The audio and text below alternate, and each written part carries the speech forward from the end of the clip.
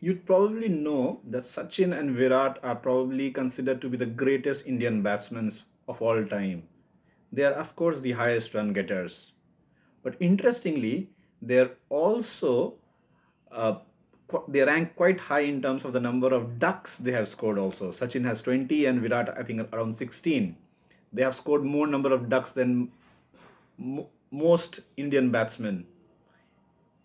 Similarly, when you look at Lionel Messi and Cristiano Ronaldo, their goal rate is around 0.83 and 0.75. In other words, out of every 100 games they play, Messi scores only in 83, 17 he does not. Similarly, Ronaldo, out of 100, 25 matches he may go goalless. On the other hand, when you look at Roger Federer and Rafael Nadal, probably two of the greatest players to have played tennis in all time, their success rate is somewhere around 54 to 55%. So around 46 to 45% of the points they play, they actually lose. Failure doesn't define us. Failure is just another stepping stone in our journey. Some of them may be successes, many others may be failures. But too often, we are very harsh with ourselves when we fail and we end up getting bound to our failures. It binds us and stops us from trying again. But what are some things that make these players the champions that they are? One of the things is their uh, ability to overcome their failures by turning up, their persistence despite the failures.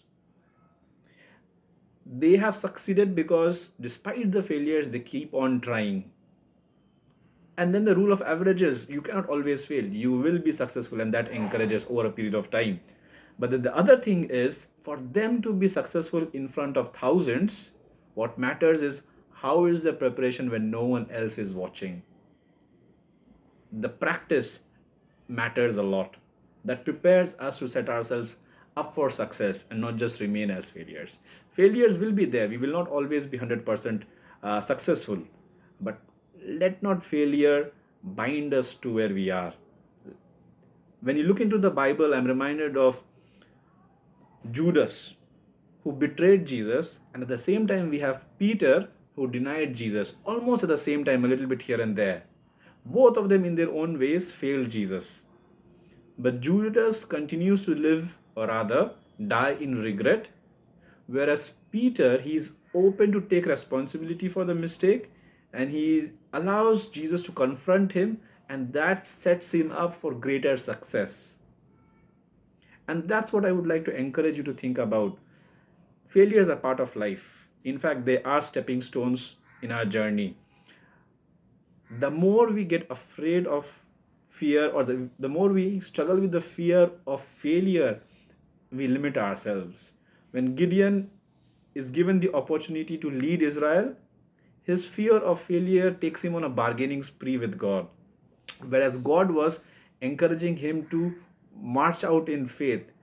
Yes, there will be uncertainties, but it is in those uncertainties that's where we discover the presence of God and His power at work in us.